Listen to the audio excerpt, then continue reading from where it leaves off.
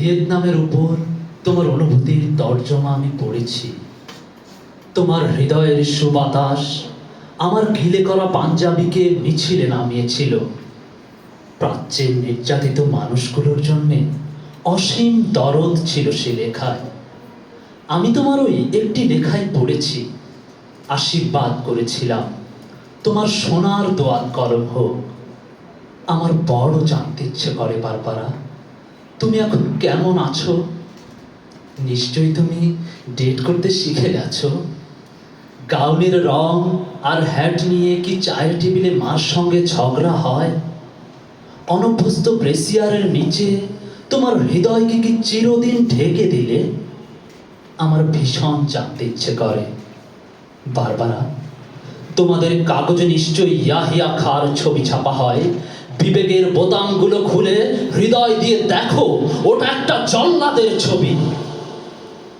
15 লক্ষ নিরস্ত্র লোককে ঠান্ডা মাথায় সে হত্যা করেছে।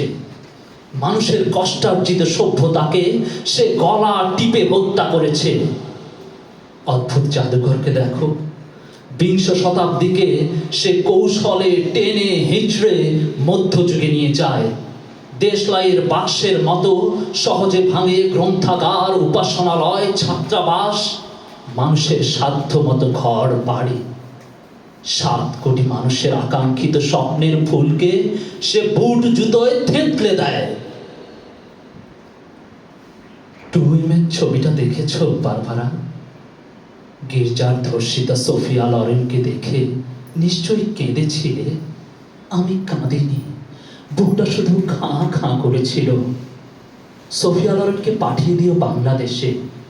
30,000 রমণের নির্মম অভিজ্ঞতা শুনে তিনি শিউরে উঠবেন। অভিধান থেকে নয়, 80 লক্ষ শরণার্থীর কাছ থেকে জেনে যাও নির্বাসনের অর্থ কি। জর্জ ওয়াশিংটনের ছবিওয়ালা ডাক টিকেটে খোঁজ থাকবে না স্বাধীনতার। আমাদের মুক্তিযোদ্ধার কাছে এসো, সাধুয়াবের মর্মর মূর্তিকে গণতন্ত্র আর মানবতার জন্য মালির ঘামে ভেজা ফুলের তোড়া দিও না। নিহত লোকটি লজ্জায় ঘৃণায় আবার আত্মহত্যা করবে। বারবারা, বারবারা এসো, রবি শঙ্করের সুরে সুরে মুমূর্ষ মানবতাকে গাই। বিবেকের জং ধরা দরজায় প্রবল করাঘাত করি। অন্যায়ের বিপুল হিমালয় দেখে এসো, ক্রুদ্ধ হই, সংগঠিত হই। জল্লাদের শানিত অস্ত্র সভ্যতার নির্মল পুষ্পকে আহত করার পূর্বে, সঙ্গীত চিত্রকলাকে ধ্বংস করার পূর্বে, ছাড়পত্রহীন সূর্যকিরণকে বিষাক্ত করার পূর্বে এসো বারবারা, বজ্র হয়ে বিদ্ধ করি তাকে, বজ্র হয়ে বিদ্ধ করি তাকে। ধন্যবাদ।